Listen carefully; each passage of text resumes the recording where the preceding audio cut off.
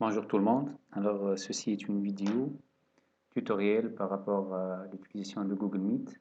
Google Meet qui est un logiciel qui est une application de visioconférence qui fait partie de Google Suite Educate. Sachant que Google Suite Educate est à la disposition de tous les établissements éducatifs, qui soient des écoles primaires, des lycées secondaires, des établissements d'enseignement supérieur. Il y a juste une procédure à faire avec Google. Il suffit d'avoir un site web et Google est prêt à offrir cette suite-là d'outils à tout établissement éducatif qui le requiert. Alors, donc pour utiliser Google Meet, il faudrait qu'il y ait un compte institutionnel qui fait partie de Google Suite. À l'ESN, nous en avons, euh, aussi bien à l'ESN qu'à l'Université de la Manouba. Et donc, tous les enseignants qui sont affiliés à des établissements qui ont eu cette suite-là, ils peuvent bénéficier de cet outil de visioconférence. Alors, pour justement organiser une visioconférence Google Meet, alors on peut soit se connecter directement à l'application web à travers l'adresse meet.google.com en veillant à utiliser encore une fois le compte institutionnel et pas le compte Gmail ordinaire. Ensuite, là, euh, tout simplement, on clique sur rejoindre ou démarrer une réunion. Alors là, on nous demande d'écrire ou de donner un nom à la réunion. Alors, justement, pourquoi je fais cette vidéo, pourquoi je refais un tutoriel sur Google Meet? Parce qu'il y a eu des changements qui ont été opérés dès la semaine dernière, c'est-à-dire dès on va dire le début de la deuxième semaine d'avril. Et ces changements, ils ont été demandés par les enseignants qui utilisent visioconférence un peu partout dans le monde, demandant à Google d'empêcher qu'il y ait accès aux réunions Google Meet après que le professeur ou que l'enseignant ait quitté la salle. Et donc, si jamais un enseignant quitte une réunion Google Meet, eh ben, ni lui ni les étudiants ne pourraient réutiliser ce même lien. Par contre, pour avoir un lien qui soit utilisé à long terme en tant que l'on veut, eh ben, Google Support nous dit de ne rien écrire ici, c'est-à-dire de ne pas affecter un nom à la réunion. Donc ça, c'est une première option. Donc on clique directement sur Continuer.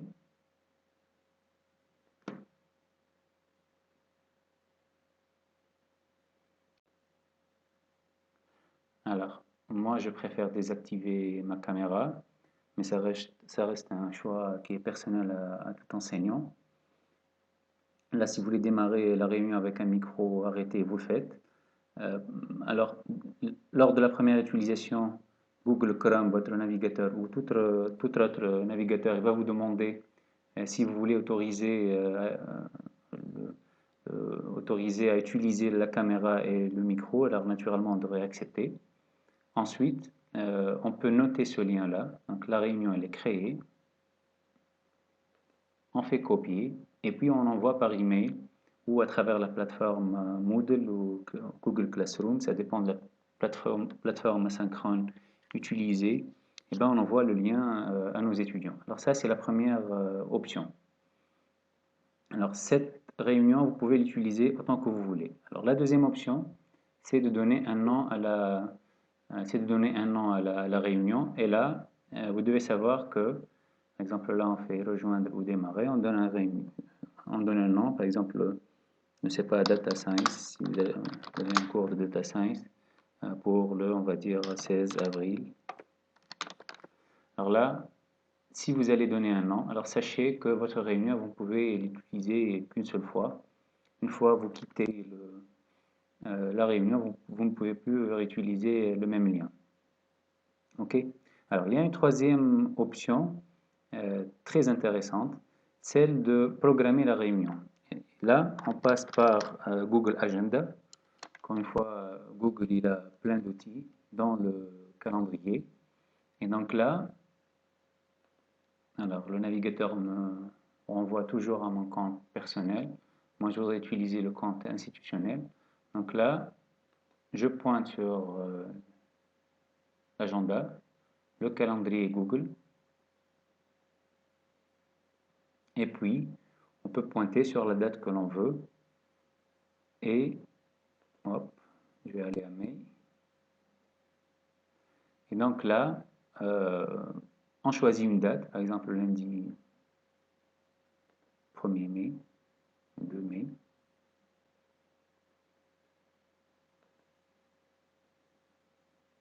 Ou le 2 juin, n'importe quelle date. Donc je donne un nom à ma séance. Donc, par exemple, Data Science pour le groupe, par exemple M1 des SSD. Ensuite, je fixe le jour et l'heure. Donc là, on va dire que je vais enseigner de 10h à, on va dire à 11h. Et puis là, je clique sur Ajouter une visioconférence. Et donc, quand j'ajoute une visioconférence Hangout Meet, alors Hangout Meet, c'est l'outil Google Meet, et bien là, Google m'affecte directement un lien pour la conférence. Alors là, j'ai des options que je peux utiliser. Là, je peux modifier le lien, utiliser une réunion si j'en ai. Je peux ajouter un flux en direct, c'est-à-dire si vous voulez diffuser votre séance en direct à travers un lien. Je peux ajouter une notification qui va me rappeler la date et l'heure du meeting. Et je peux même inscrire l'événement sur un autre calendrier si je gère plusieurs calendriers. Ensuite, ici, eh ben, on peut inviter les différents utilisateurs, c'est-à-dire les différents étudiants. Si à l'institution vous avez des mailing groups pour les groupes d'étudiants, eh ben, vous pouvez les utiliser, c'est très simple à faire. Par exemple là, si on veut inviter tous les L1 Business Computing de la promotion 19-20, eh ben, il suffit de sélectionner cette liste-là et tous les étudiants qui appartiennent à ce groupe-là seront invités. Alors vous pouvez ne pas autoriser les étudiants à en inviter d'autres, et puis vous faites enregistrer, envoyer la réunion au groupe concerné, et là Google va envoyer un email automatique à tous les étudiants, leur invitant à rejoindre la réunion Google Meet au jour et à l'heure qui ont été indiqués. Alors là, on ne va pas envoyer de réunion, je vais cliquer sur ignorer. Et donc là, ou plutôt à ne pas envoyer. Et donc là, le meeting il est enregistré. Si vous voulez utiliser ou extraire manuellement le lien, eh ben, vous pouvez le faire. Vous pouvez le faire en copiant le lien qui apparaît sur ce box. Voilà. Le jour de la réunion, eh ben, on utilise le lien que l'on a créé, soit en accédant à l'agenda, soit en accédant à notre propre mail, celui qu'on a envoyé aux étudiants, soit en sauvegardant le lien quelque part et en l'utilisant le jour de la réunion. Alors, peu importe, on saisit le lien sur la barre d'adresse et puis on clique sur participer à la réunion. Voilà. Et donc là, on a accédé à la réunion. Alors, sur Google Meet, il y a une barre très importante qui apparaît en dessous. Pour faire apparaître la barre, il suffit de cliquer au milieu de l'écran. Alors, cette barre, elle inclut une icône caméra pour activer ou désactiver la caméra, l'icône micro pour activer ou désactiver le micro, et puis cette icône-là pour quitter la réunion. Alors, il est conseillé d'enregistrer la réunion. On peut utiliser cette option-là, enregistrer la réunion. Pourquoi c'est conseillé de le faire? Parce qu'il y a certains étudiants qui ont du mal à se connecter. Et il y en a très peu qui n'ont pas de connexion, mais il y en a quand même. Il y en a aussi qui ont une connexion un peu faible, surtout lors de certaines heures de la journée. Et donc, enregistrer la réunion et la publier aux étudiants leur permet de revisiter la séance pendant les heures où le trafic où le débit Internet, on va dire, est assez correct. Donc, pour enregistrer la réunion, on clique ici. On devrait demander aux différents étudiants s'ils acceptent ou non l'enregistrement de la séance. Alors, généralement, les étudiants, ils acceptent parce que ça les convient. Une fois ils acceptent, et ben on clique sur accepter. Là, on attend quelques secondes, le temps que ce bouton rouge apparaît, le temps qu'il y ait un petit rectangle rouge qui apparaît. Et là, l'on sait que la réunion, voilà, l'on sait que la réunion a commencé à être enregistrée. Alors, je vous conseille d'utiliser un kit oreillette parce que ça réduit énormément le bruit. Surtout, ça réduit le retour par rapport aux étudiants. De même pour les étudiants, on peut les conseiller d'utiliser des casques ou des kits oreillettes, ça réduit les bruits de fond. Et puis, il est aussi recommandé de poser certaines règles de convivialité par rapport à la réunion aux étudiants. Outre l'utilisation d'un kit oreiller, ça serait bien si les étudiants coupent les micros et ne les activent que s'ils veulent participer. Alors soit ils activent le micro, soit ils envoient un message. Donc ça, c'est des règles que l'enseignant devrait poser au commencement de la séance. Alors justement, pour interagir avec les étudiants, il y a le chat. Donc là, vous pouvez écrire du texte aux étudiants, vous pouvez leur passer des liens hypertextes. Eux, ils peuvent écrire aussi, par exemple pour demander la parole, pour répondre à des questions. Certains étudiants ont une connexion qui est faible, ont des micros qui sont non fonctionnels, et ben, ils peuvent interagir à travers le chat. Là, il y a la liste des participants qui vont apparaître à la réunion. Alors là, je viens d'accéder à la réunion à travers un deuxième compte, mon compte Gmail, juste pour vous montrer que l'on peut exclure un intrus dans la réunion si si vous vous en rendez compte. Vous pouvez aussi désactiver son micro. Alors ça, si vous voulez, s'il y a un étudiant qui a oublié son micro ouvert, qui fait beaucoup de bruit de fond, que vous voulez donc vous voulez neutraliser le micro. Et puis l'étudiant lui-même, il pourrait présenter, donc vous pouvez l'inviter à présenter un travail à ses collègues ou à partager son écran pour résoudre une problématique si vous êtes en train de faire un TP, et ainsi de suite. Alors pour maintenant présenter, des diapos ou n'importe quel fichier ou travail à vos étudiants, eh bien il suffit de cliquer sur Présenter maintenant. Donc, en cliquant sur Présenter maintenant, Google Meet vous demande soit de partager l'intégralité de votre écran. Donc là, toute fenêtre qui sera lancée dans votre écran, les étudiants vont la voir. Ou bien à partager une fenêtre spécifique. Donc là, par exemple, si on clique sur une fenêtre, là, je vais choisir de partager un fichier PowerPoint. Et bien là, les étudiants ne vont voir que mon fichier. Voilà.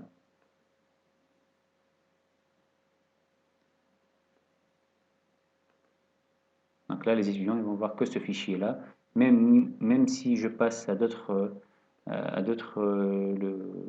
logiciels, à d'autres fenêtres, les étudiants vont continuer à voir uniquement ce fichier-là.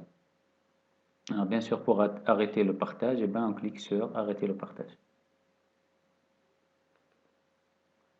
Alors si vous avez maintenant besoin d'un tableau qui soit partagé avec les étudiants, eh ben, moi j'ai opté pour Google Doc. C'est-à-dire que je crée un document Google Doc. Je vais en créer un tout de suite, toujours avec le compte sn.tn. Et ce document Google Doc, c'est un document Word que l'on peut utiliser pour écrire tout ce qu'on veut, pour colorer, pour écrire des formules mathématiques si vous êtes en train d'enseigner les maths, pour insérer des tableaux, vous pouvez écrire du code, donc tout ce que vous voulez. Alors là, je lance mon Google Doc. Et en plus, on peut inviter les étudiants à écrire dessus, comme si on invite un étudiant à passer au tableau. Donc il suffit de créer un document Google Doc.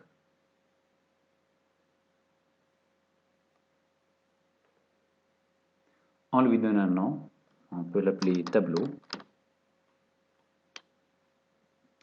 Ensuite, eh ben, on peut partager ce document-là avec tous les étudiants. Alors, soit avec les étudiants en introduisant le mailing group de votre groupe des étudiants, soit en inscrivant ici tous les adresses mail des étudiants si vous les sauvegardez sur un fichier, ou tout simplement en le partageant avec avec le nom de domaine, par exemple dans notre cas avec le nom de domaine École supérieure d'économie numérique. Et là, le fichier, eh ben, il pourra être partagé avec tous les étudiants qui ont le mail institutionnel.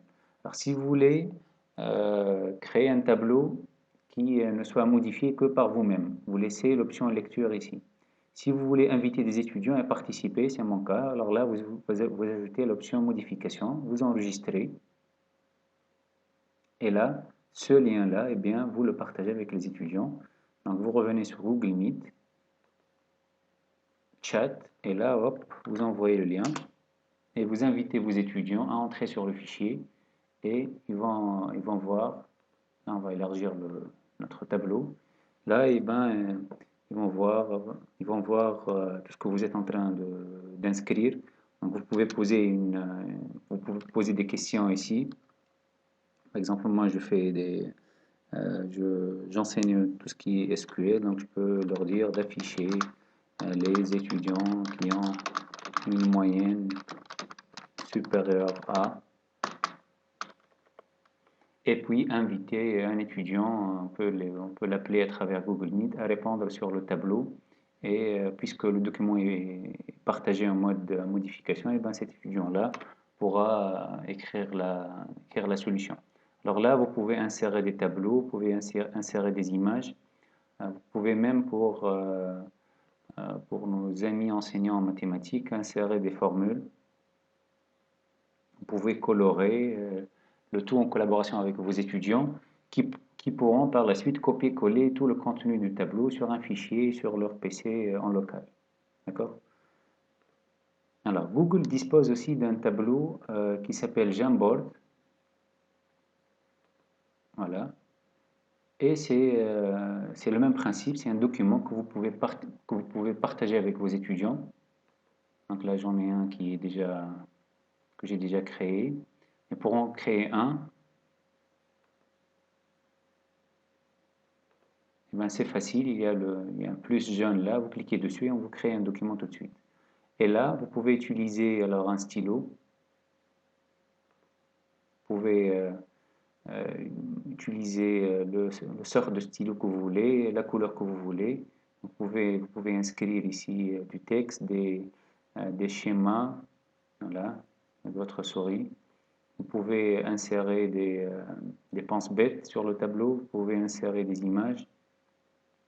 Vous pouvez montrer, toutes vous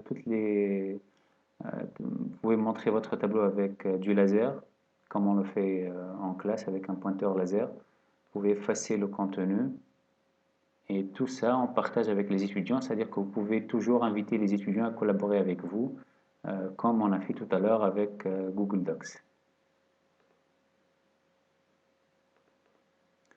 Il y a d'autres tableaux blancs qui sont aussi collaboratifs que Jamboard. Par exemple, il y a Zitboard, zitboard.com, qui est un tableau assez interactif et qui présente plus d'options que Jamboard.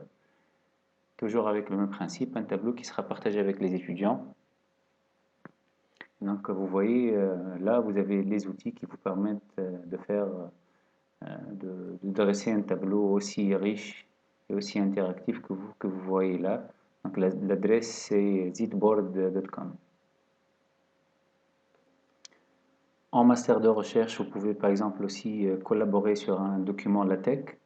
Vous pouvez utiliser Overleaf, lancer un document et inviter les étudiants à y travailler de manière collaborative. Donc, vous pouvez entrer des formules mathématiques, vous pouvez insérer des figures, vous pouvez rédiger un document de manière collaborative.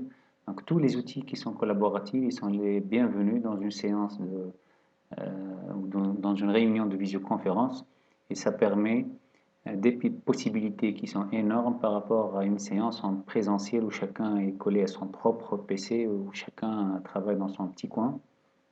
Il y a aussi un autre outil qui est assez intéressant pour nos amis spécialistes en conception. Ça s'appelle Lucid Chart. Donc là, vous pouvez, on va faire un nouveau document. Donc vous pouvez lancer un document UML, corriger un exercice de conception, inviter un étudiant au tableau. Voilà. Inviter un étudiant au tableau pour schématiser un certain diagramme, un diagramme de classe, un diagramme d'interactivité, un diagramme de séquence, corriger le diagramme, inviter ses collègues à le faire. Donc c'est aussi un outil collaboratif avec le même principe qu'on a vu tout à l'heure avec Google Doc. Donc vous pouvez le partager ici en utilisant le bouton Share. Vous pouvez même présenter le diagramme en utilisant justement Google Meet. Un autre outil collaboratif assez intéressant, c'est CodeShare sur le site codeshare.io. Alors là, vous pouvez lancer un document, plutôt un script, où vous pouvez éditer avec n'importe quel langage. Donc là, il suffit de choisir le langage que vous voulez, par exemple, allez, on va dire SQL. Hop. Vous partagez ce lien avec vos étudiants.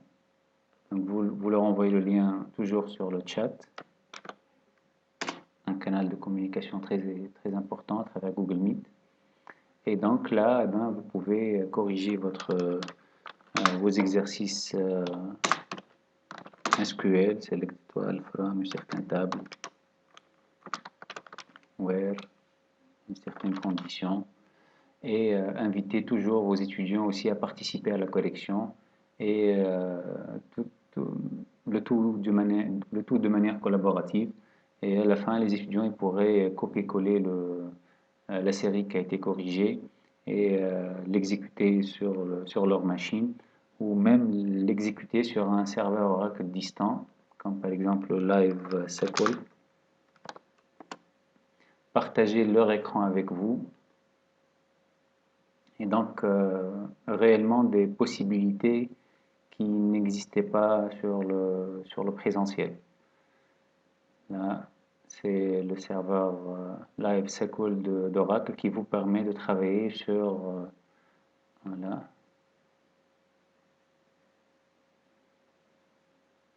en quelques clics, qui vous permet de travailler sur un serveur Oracle. Voilà. Donc là, c'est le worksheet et vous êtes connecté à un serveur Oracle. Voilà. Vous écrivez votre code, vous cliquez sur Run et vous voyez le résultat. Reste que ça, c'est pas un outil collaboratif, mais les étudiants qui ont du mal à installer un serveur Oracle sur leur machine, en séance de TP, on pouvait résoudre les problématiques d'installation. Là, ce n'est plus réellement le cas, même s'il y a des logiciels d'accès de contrôle de bureau à distance comme AnyDesk ou comme TeamViewer, mais c'est plus facile pour l'étudiant d'utiliser un serveur Oracle distant et de manipuler toutes les requêtes SQL qu'il est en train d'apprendre. Alors, une fois cette séance, on va dire, super interactive est finie, et ben, on clique sur arrêter l'enregistrement. Hop. Voilà, c'est fait.